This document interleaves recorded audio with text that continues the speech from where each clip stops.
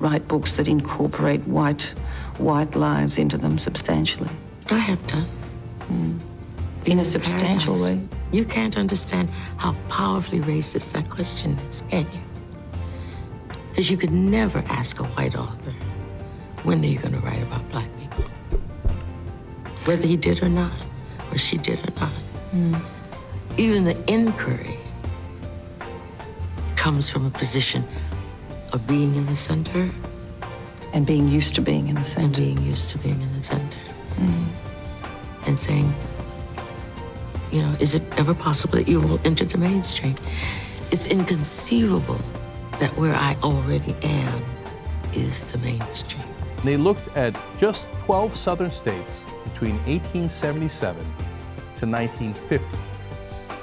Turns out there were 3,959 victims of what they call racial terror lynchings. My name is Mrs. Fannie Lou Hamer. It was the 31st of August in 1962 that 18 of us traveled 26 miles to the county courthouse in Indianola to try to register to become first-class citizens. I don't know what most white people in this country feel, but I can only include what they feel from the state of their institutions. I don't know if white Christians hate Negroes or not, but I know that we have a Christian church which is white and a Christian church which is black. I know, as Malcolm X once put it, that the most segregated hour in American life is high noon on Sunday. That says a great deal for me about a Christian nation. It means that I can't afford to trust most white Christians and certainly cannot trust the Christian church. I don't know whether the labor unions and their bosses really hate me. That doesn't matter, but I know I'm not in their unions. I don't know if the real estate lobby is anything against black people, but I know the real estate lobbies keep me in the ghetto. I don't know if the Board of Education hates black people, but I know the textbooks that give my children to read and the schools that we have to go to. Now, this is the evidence. You want me to make an act of faith, risking myself, my wife, my woman, my sister, my children, on some idealism which you assure me exists in America, which I have never seen. They are not just gangs of kids anymore. They are often the kinds of kids that are called super predators. Slavery was justified morally, biologically, theoretically, scientifically, everything else. And it seems to me that white America must see that no other ethnic group has been a slave on American soil. That is one thing that other immigrant groups haven't had to face.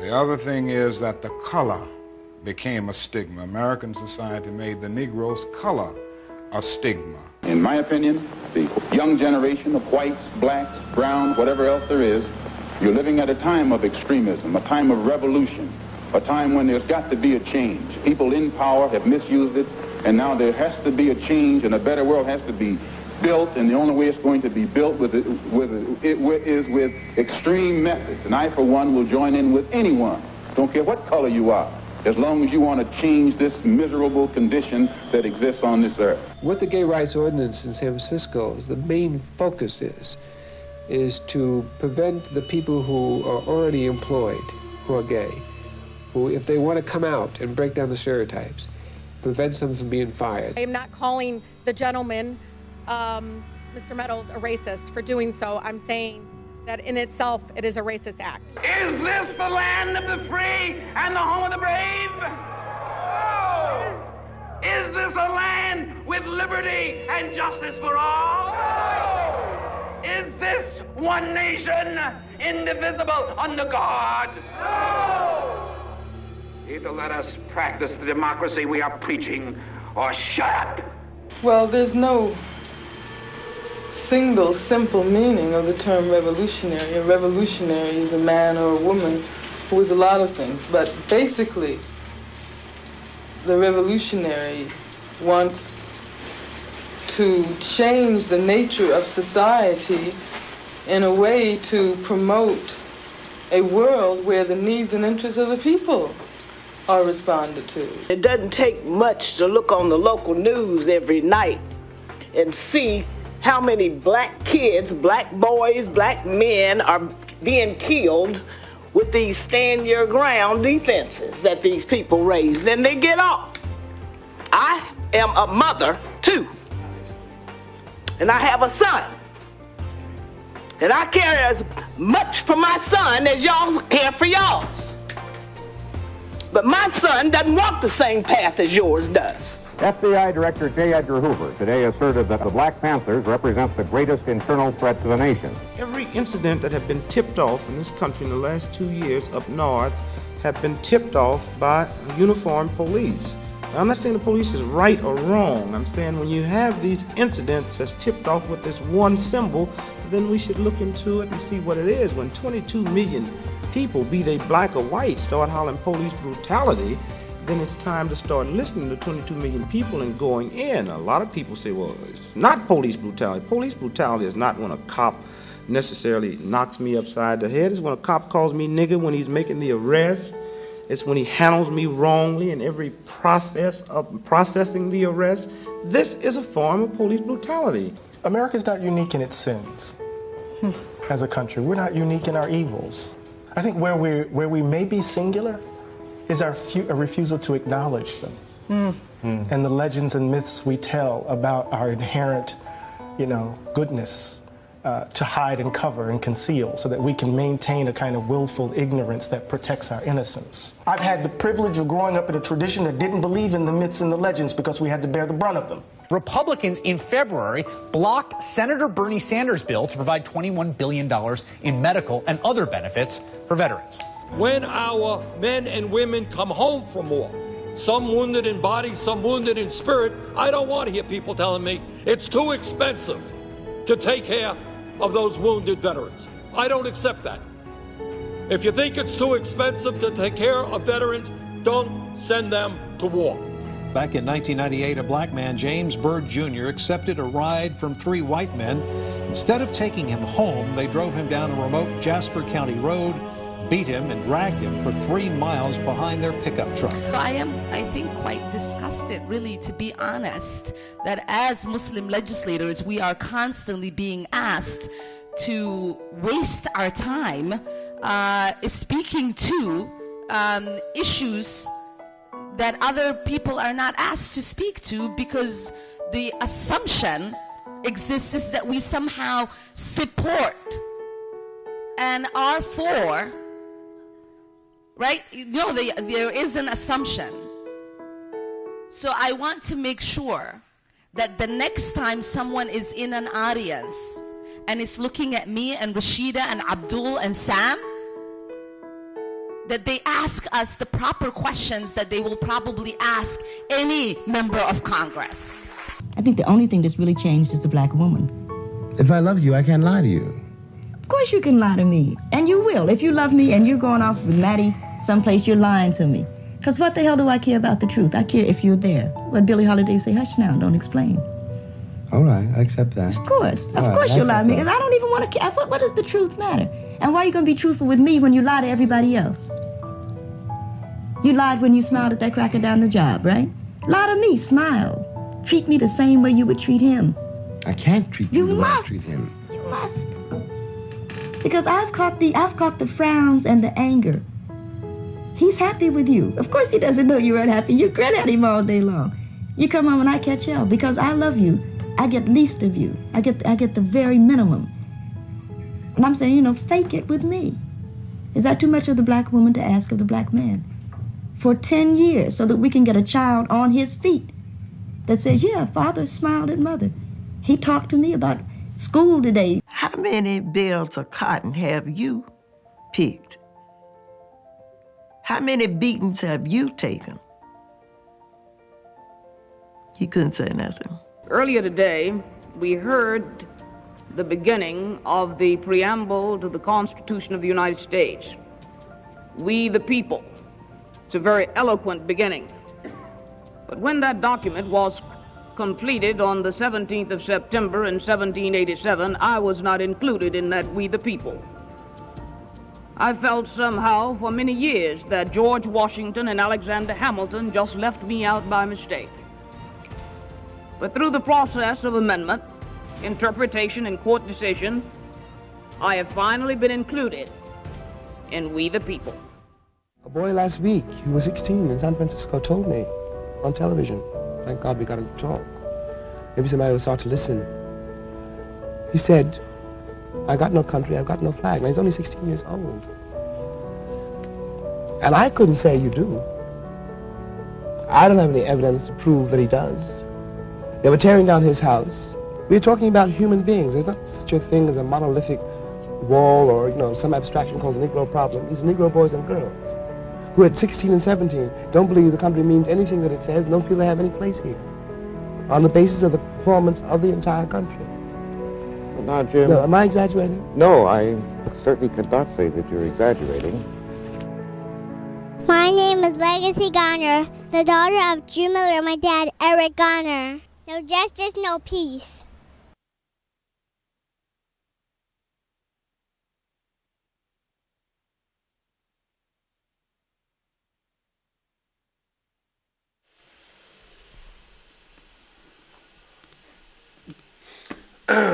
Mic check 1 2. Mic check 1 2. Make sure y'all can hear me. I'm pretty sure you can. I wanted to go live. I'm gonna go live later, but I wanted to go live early. I saw a video that I think it properly articulates my frustration and my anger from Crystal Ball. I was just gonna show the video without like coming on live, but I don't want to do that just because I don't know.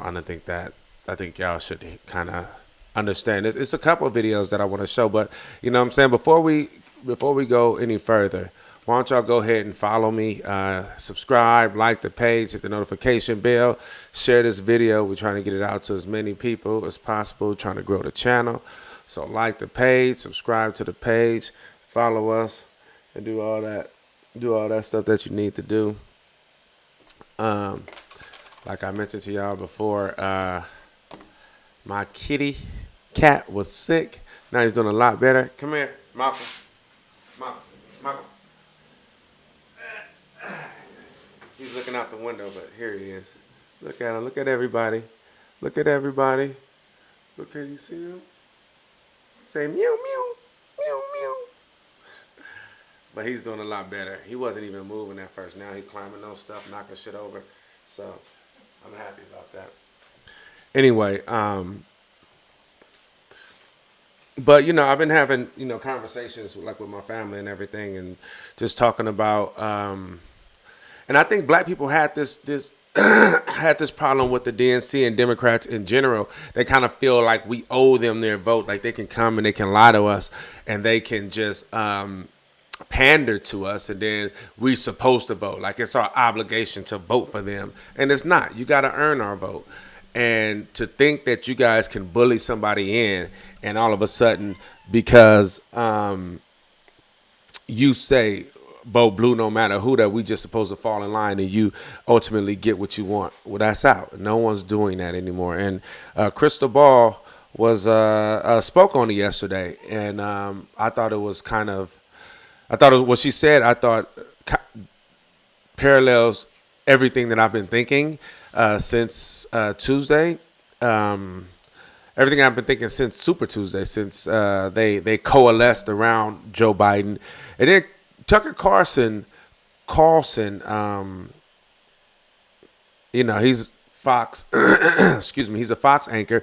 And I don't agree with damn near everything he said, but he said something that kind of caught my attention. And the only reason that I knew about it was because Crystal Ball on the Hill show, they mentioned it. And I was like, and I went to look at it, and I was like, man, I mean, his attitude towards Bernie is what it is. His language, I don't agree with much, and the majority of his criticism, but I think I agree with enough of what he was saying that I thought it was beneficial to show. And you guys can, feel how you feel about it. You can tell me how you feel, but there's a lot of things to think about when we think about how do we move forward, and just the DNC's place and the arrogance of the idea that they feel that we're just going to vote Biden because we hate Trump so much. It's a whole lot of people in my life that I've come across in my life that I hate, that I dislike. and it didn't allow me to be with another friend that I didn't like as much. You know what I'm saying? I didn't grab, let me go over here with this friend that I can barely stand, but I can stand them more than that. Nah, I ain't deal with none of them. And so I'm not going to be on too long. I'm going to go live later on, but I want you guys to see these couple videos, and, y'all can see how you think about where we are in this democratic situation. Matter what. Yeah. And by engaging in this whole unity thing, and of course, from the beginning, of course, we're going to vote for the nominee, no matter who it is, you've just stripped yourself of power, of leverage, of being able to say, no, we're going to see who the nominee is. We're going to see if they support our values, if they're worth earning our vote. And the moment you take that off the table is the moment that they can just take you for granted. Of course they can. They can take you for granted, but like you said, they always have to go to the squishy, moderates who allegedly will vote for whomever. By the way, they were going to vote for whoever had a D next to their name in 2020. There's just no question of that. And look, what Bernie has done is neutral. All right, Crystal, what's on your radar? Well, the results are in, and as expected, a very rough night for Bernie Sanders. Now, look, there's still a debate this weekend in which voters are going to have to be reminded just how risky a choice Biden is. But we have to be honest, barring something truly massive, the path for Bernie is nearly closed. First of all, let me say this, especially for those of you who never really cared about politics until you were activated by the Sanders movement. The amount of progress that has been made on mainstreaming social democratic ideas is truly shocking. Every single exit poll has shown Medicare for all to be popular, to be very popular. Every candidate has been forced to come up with a plan for improving our expensive, disastrous, immoral healthcare system. $15 minimum wage, it's now the standard ask. Thanks to new young leaders, an entire movement for a Green New Deal has emerged. These gains are real. Half of politics is simply framing the debate and then fighting on your turf. In a normal year with a normal president as opposition, it actually might have worked out. Voters say that health care is their number one issue, and they say Bernie is their number one choice on that issue. But with Donald Trump as president, electability has trumped all. And electability is so squishy and amorphous that establishment media was able to fully define it for voters and then dictate to them who they must vote for. But if half of politics is framing the debate, the other half is actual power. And on that metric, the left has a long way to go. Leftists have been in the wilderness of American politics for decades, shunned, smeared, irrelevant. That's no longer the case. But in terms of building out an actual electoral strategy, infrastructure, and policy chops, there is a whole lot of work to be done. We're going to be having those conversations about how to build in the days and weeks to come. But I will tell you this for sure. I will never allow myself to be put in a situation where my only two real presidential choices are basically shoot me or stab me. I can promise you I will do everything in my power to make sure we are never left in that situation again. So let's focus on the here and now. The Democratic establishment and its media allies, faced with their imminent demise, were able to throw everything behind their candidate of choice. Joe Biden is an empty vessel into which they can pour all of their corporatist aspirations. All the pigs that feast at the government trough will continue to be fed. All the same banksters will run the show. Fine. Y'all have made your choice of a fading old man who stands in opposition to all of the things that young people and working class people have told you matter to them.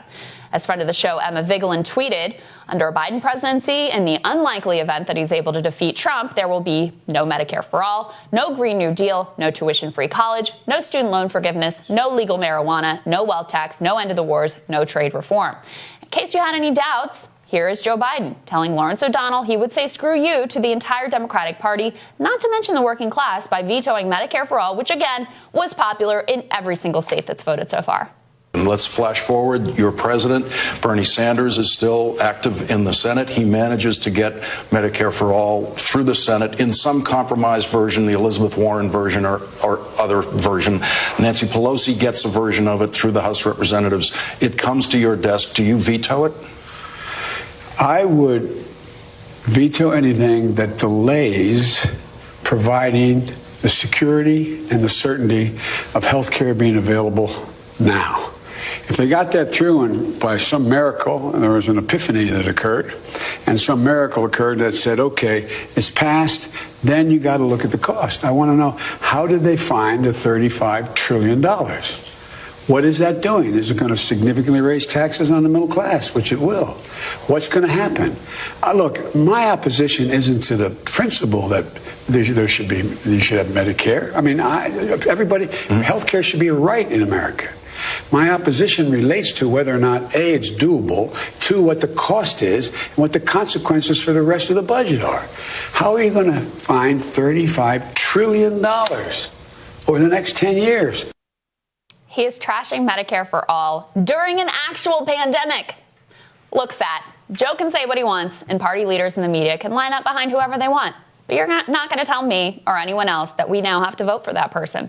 Voters don't owe you anything. You're not entitled to their vote. It's not the way this thing works. You have to actually earn it. It's so clear now that the whole vote blue no matter who line is a total con job designed to quash any dissent so that they can fully shove any neoliberal corporatist nonsense down our throats, whether it's Jamie Dimon or trashing Medicare for all or standard issue warmongering foreign policy. We're supposed to just accept it all because at least it's not Donald Trump. The responsibility is placed wholly on the voters to suck it up and vote Joe. I'm not buying it. If the choice is Donald Trump or Joe Biden, you can mark me down as officially undecided. Now, look, I'm never going to vote for Donald Trump, but I'm not sure at this point under these circumstances that I can vote for a Joe Kamala ticket or whatever ends up being on offer. I know how mad people are going to be to hear that, how many ugly comments I'm going to get on Twitter, which is weird since I thought only Bernie people posted mean Twitter comments. But honestly, I don't care. Because the policies and the critical importance of centering the working class isn't just some branding exercise or cosplay for me. I actually care about it. I'm willing to fight for it. And I also care about power. The moment that we all say, don't worry, Joe, we're all going to back you up, is the moment that the establishment sees they can do whatever they want to us and sell out the working class for all eternity, and we're just going to take it. Think about this. Why do these freaking never-Trumpers and conservative Democrats have so much power? It's because they're constantly threatening to vote for the other team. We have to bend over backwards to keep them from wandering. But the left? Nah, they can spit in their face, and they've still got to show up because Mitt Romney or Donald Trump or Josh Hawley or whoever is just too bad to contemplate the alternative. And by the way, if the corporatists lose again anyway after we all suck it up and vote Joe, they're still going to blame us. Well, I'm, for one, not in the mood to play along. So if moderate voters are what you need to win, go ahead. Try to win with your moderate voters. Try to win while sticking your middle finger in the face of the Amazon and Walmart and Starbucks workers who sent in their $10 and $20 because they dared to believe in something better. Try to win while smearing the young people organizing for the Green New Deal as toxic. Try to win while insisting that Medicare for all is terrible and any way we can't afford it.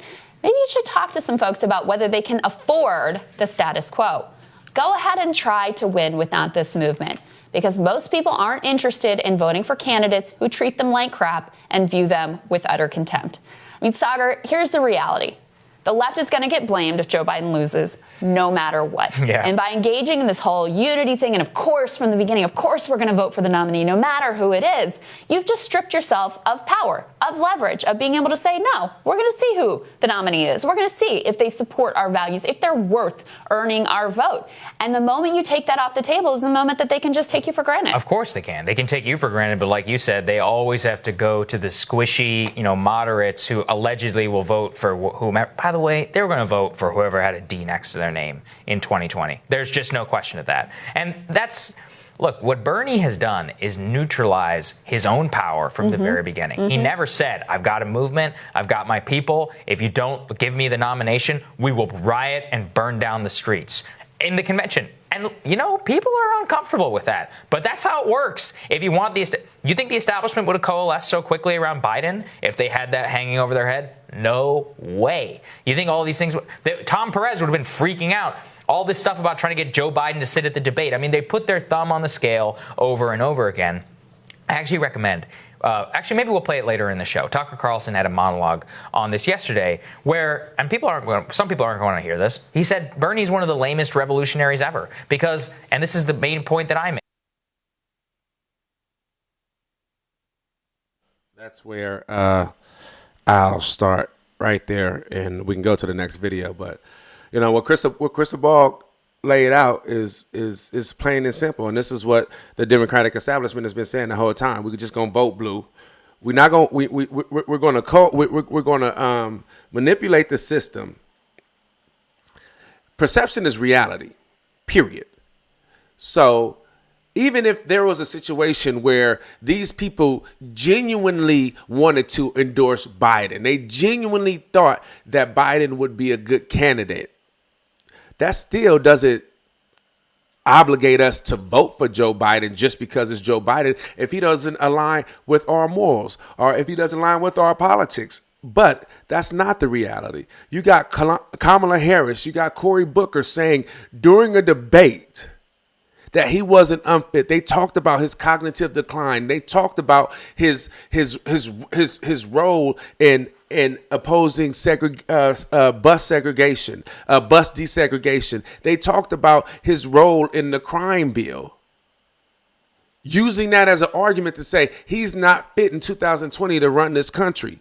And all of a sudden, they all coalesce around him to vote. That's disingenuous, period, point blank. And even if it's not, it's perceived that way, and perception is reality. So perception is reality to a whole lot of people. So that's what we're rolling with. Is I perceive that they colluded because they hate Bernie Sanders that much. And the reason, like Crystal said, is because he's really going to tax them.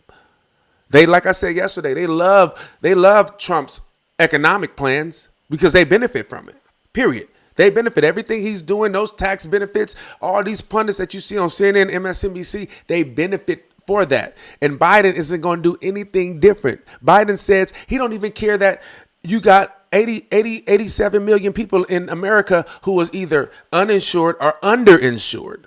He said he's going to veto Medicare for all if somehow it miraculously gets through. He's going to veto it.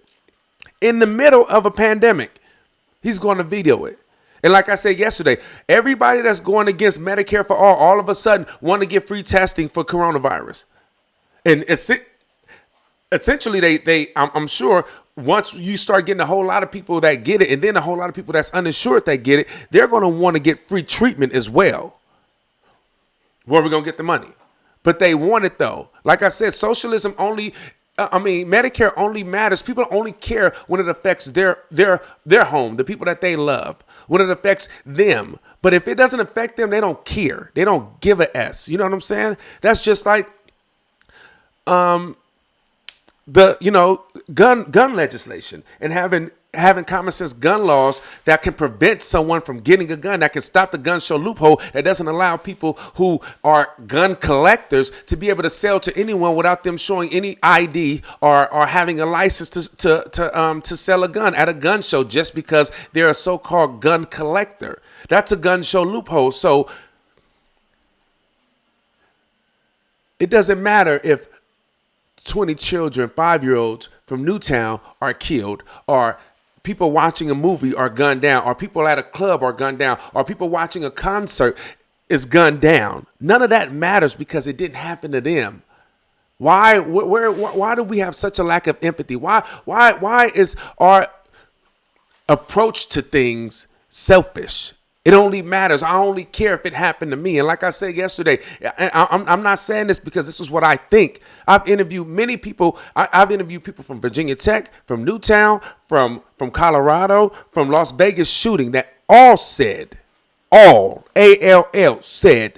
that I started activism, anti-gun activism, after it happened to me. And thank God they did it. And I think it's great. But I also, at the same time, think it's a shame that we have to wait until it happens to us before we take action, as if it only matters if it happens to us. Why can't we care about someone else losing a child? Why do I have to mourn my child? Because it could have been prevented. It could have not happened to someone else's child if we had more people active and activated to go against it. So why does my mother or father have to die from cancer before I say that Medicare should be available? Not just they should have access to it. Access doesn't mean anybody has access to medical care. You know what I'm saying? Access is being able to get on the phone and call somebody or look on the internet to see, oh, I have access to it, but it's going to cost me half of my money. It's going to cost me 50% of what I make, outside the 30% that I got to pay for living. You know what I'm saying? Access doesn't mean anybody has access to medical care. You know what I'm saying? Access is being able to get on the phone and call somebody or look on the internet to see, oh, I have access to it, but it's going to cost me half of my money. It's going to cost me 50% of what I make, outside the 30% that I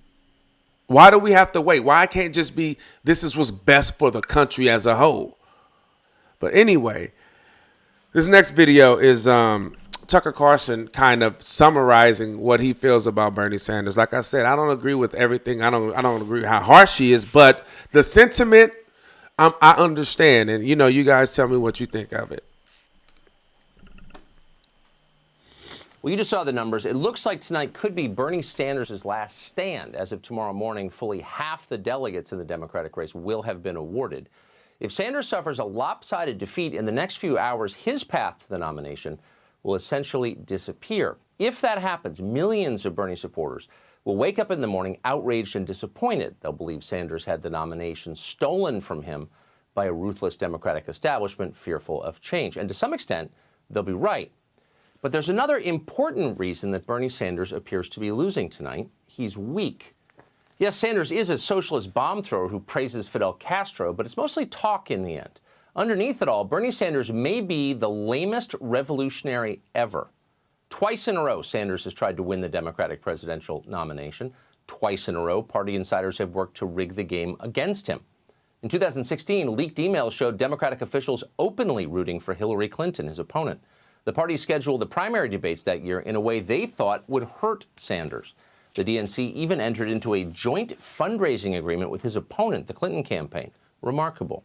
The Democratic Party did far more to subvert the democratic process 4 years ago than Vladimir Putin even attempted to do. Sanders was never going to win. When he finally did lose, Sanders did not even complain about it. He dutifully showed up at the Democratic convention and endorsed Hillary Clinton. When the extent of her treachery became clear in those leaked emails, Sanders still campaigned for her, like the obedient little party hack he is. But Hillary was not even grateful for it. She bashes Sanders extensively in a new documentary, and not just his policies, she goes after him personally, claiming nobody likes him. So what did Sanders learn from all of this? Not a single thing. A week ago, the entire Democratic Party coalesced with stunning speed around Joe Biden. You're watching the results tonight. It's not as if the establishment actually prefers Biden, who is frail and rapidly moving toward incapacitated. They just despise Bernie Sanders and were desperate to stop him. They'd pick anybody, and they did, and it worked. Sanders got crushed on Super Tuesday. A candidate who actually wanted to win would have paused the day after to reassess his campaign. For Sanders, this week was the time to tell the truth about what is happening, what we're all watching. The Democratic nominating system is rotten and corrupt. Biden himself clearly is not capable of governing this country. He's not even capable of holding a press conference. The whole process is shocking. It's a fraud, not to mention incredibly cynical and reckless. The establishment doesn't care who the president is. They just want to make certain it's someone they can control who won't raise their taxes. Sanders could have said all that, and he should have, because it's true. Instead, he defended Joe Biden. Watch. And the question of Joe Biden's mental acuity is not something that just comes up anywhere. Democrats have brought this up, including Senator Cory Booker, who endorsed Joe Biden today. I'm not going to go at that level in attacking Joe. Joe and I have, that's for people to decide. All I can say is Joe and I have very significant political differences. And I'm not going to be making, personal attacks on Joe. That's not what I do. Okay. So according to Bernie Sanders, we're not allowed to talk about the one thing all of us can see clearly every day. The Democratic frontrunner is failing. He's not capable of taking the job he's running for. His staff is desperate to keep him from interacting with the public for more than 2 minutes. By the way, that's not a partisan talking point. It's true. It's an observation that everyone who pays attention has. And it's sad, really sad, more poignant than damning, sincerely. But Sanders won't say any of this. Shut up, he says. Any mention of Biden's rapidly declining communication skills is a, quote, personal attack. It's pretty obvious that Sanders doesn't want to win. He's a man who thinks it's more noble to fail than to succeed. You're watching a professional loser. Sanders has all but admitting that now. He's already promised to back Biden if Biden wins the nomination. He's even pledged not to contest the convention if Biden falls short of a delegate majority. Watch. If at the end of the day, it turns out that Vice President Biden is going to have more delegates than you do heading into the convention, will you drop out? Of course, he'll drop out. He will win. I mean, we'll run through, I suspect we will run through the process. I think people have a right to vote. But if Biden walks into the convention or at the end of the process has more votes than me, he's the winner. And that's true whether or not he has a majority or just a plurality. Absolutely. Oh, absolutely, says Bernie Sanders. Absolutely. It's pathetic, actually. Real revolutionaries go to the wall for what they believe. Bernie Sanders won't even go to the convention because that's who Bernie Sanders is, and that's who he has always been. Back in 2015, at a rally in Seattle, 2 demonstrators took the mic from Sanders while he was trying to speak. Rather than take back his own podium, Sanders stood meekly aside like a scolded child, and then he called off the event altogether without even finishing his speech. Imagine doing that yourself. Imagine how much self-loathing you would have. Would your kids even look at you in the face? Probably not. But he kept doing it. Less than 2 months ago, one of Sanders' supporters did what he wouldn't do. She told the truth about Joe Biden. She called him corrupt, and she did it for a reason. For decades, Biden was a paid lackey of the credit card companies. But Sanders wouldn't play along. He apologized for what his surrogate said, and then he claimed Joe Biden was ethically pure. Sanders attacked his own surrogate for telling the truth. So what did Sanders get in return for doing that? Well, more attacks, of course. You could have guessed it. His opponents continued to denounce him and his supporters as sexists and bullies and losers. And they're still doing it tonight, and they'll keep it up unto the generations. Because personal attacks are what they do best. Where's Bernie in this? Secretly enjoying it all. Losing proves he's ideologically pure. He wants to. You just feel sorry for his voters. Some of them thought this was a real campaign.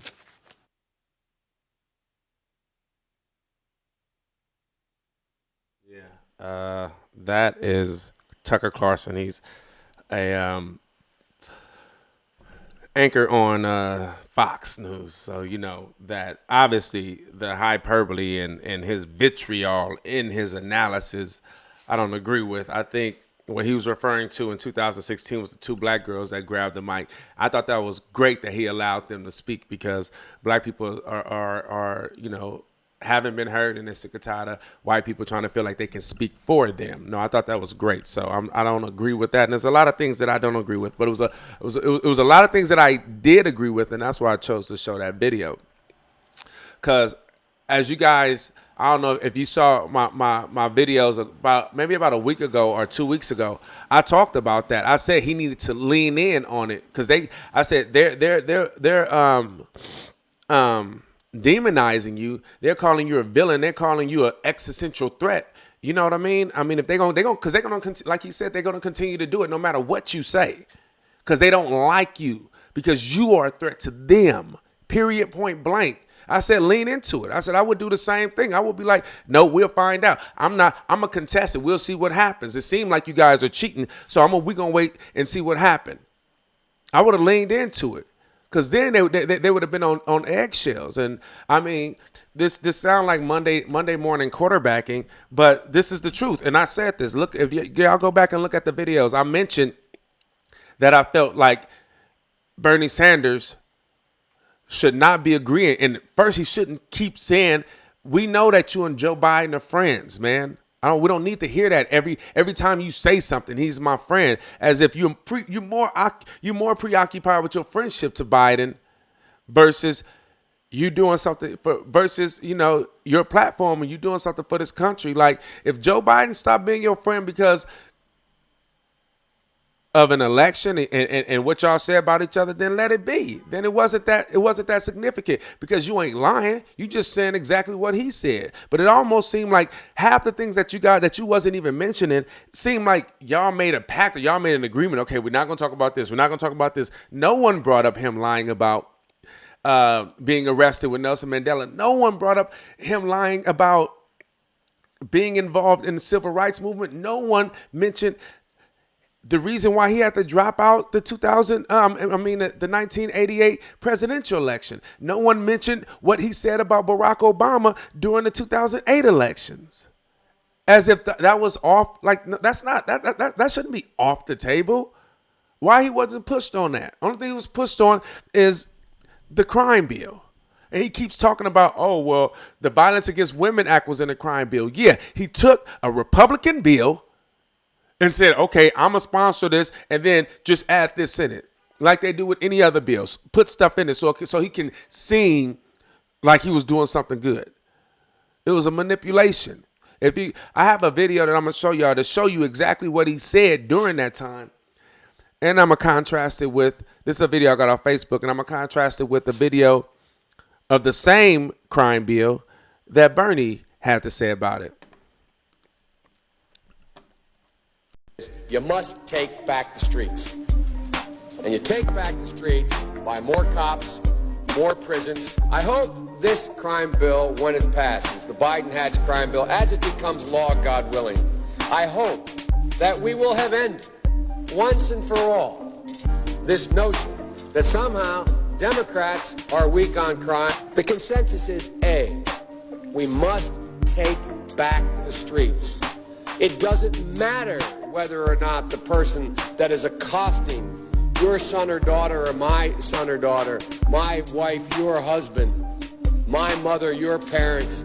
It doesn't matter whether or not they were deprived as a youth. It doesn't matter whether or not they're the victims of society. The end result is they're about to knock my mother on the head with a lead pipe, shoot my sister, beat up my wife, take on my sons. So I don't want to ask, what made them do this? They must be taken off the street. We all agree on that.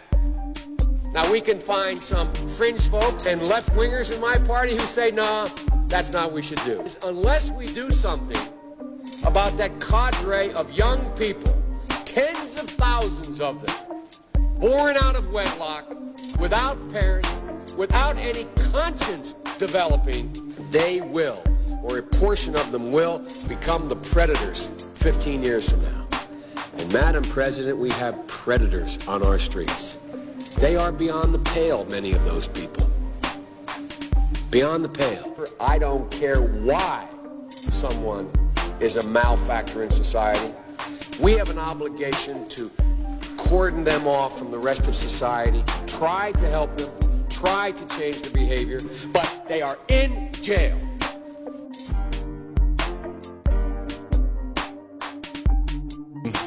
Mr. Speaker, I rise in strong opposition to this so-called crime prevention bill.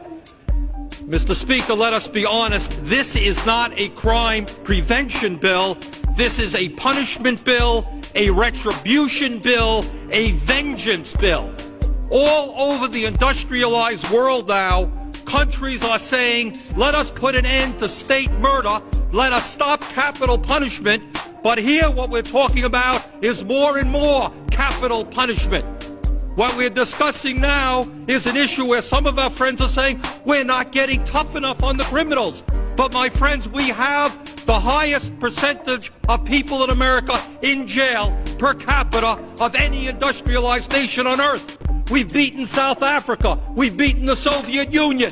What do we have to do? Put half the country behind bars?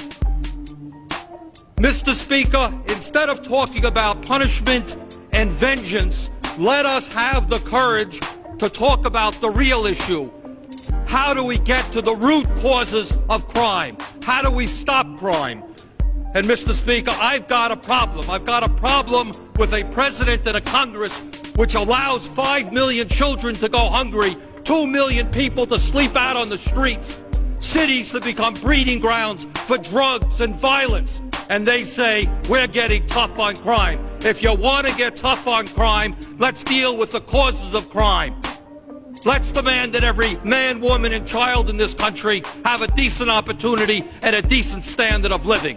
Let's not keep putting poor people into jail and disproportionately punishing blacks. Time of the gentleman has expired.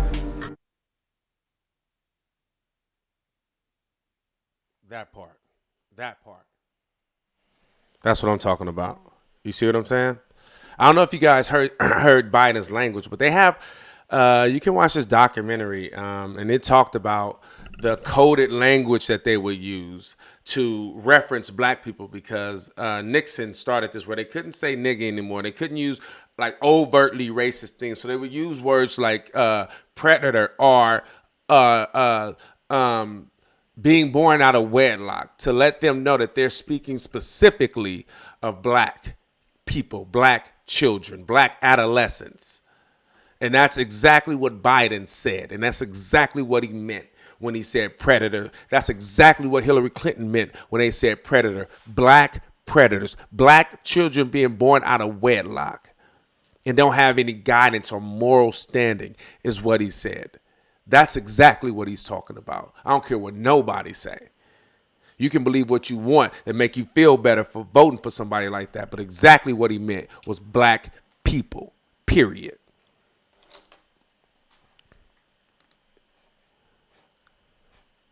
Y'all remember, follow us, subscribe, like the page, hit the notification bells, and share this. And this is a video I just did. I'm just on my F Biden S this morning.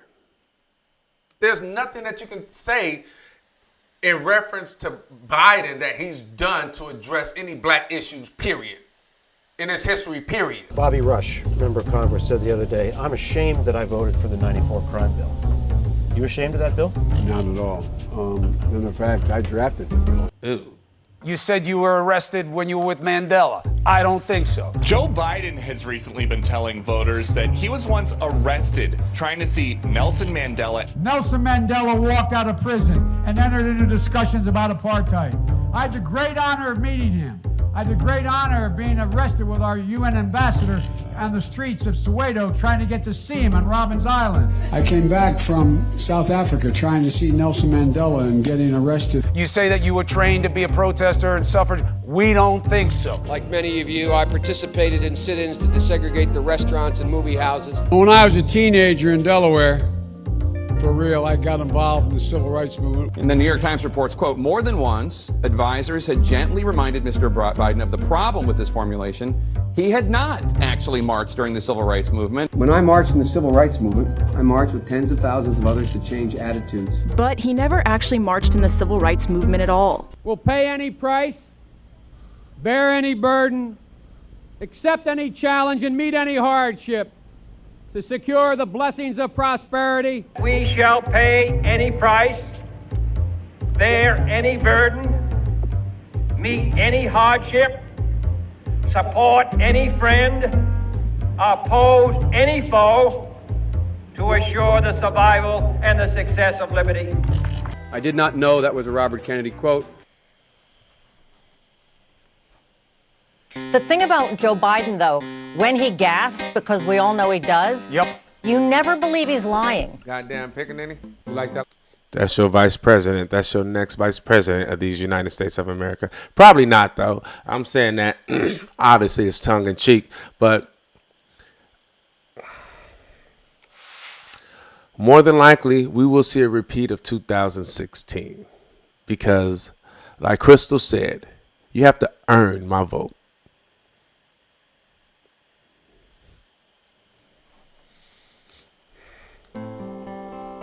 You like that last video? Follow us on YouTube, Instagram, Facebook, and Twitter, where the progressives have a voice. And remember, share this, like it, subscribe to the channel so we can grow. The Section Independent, that part.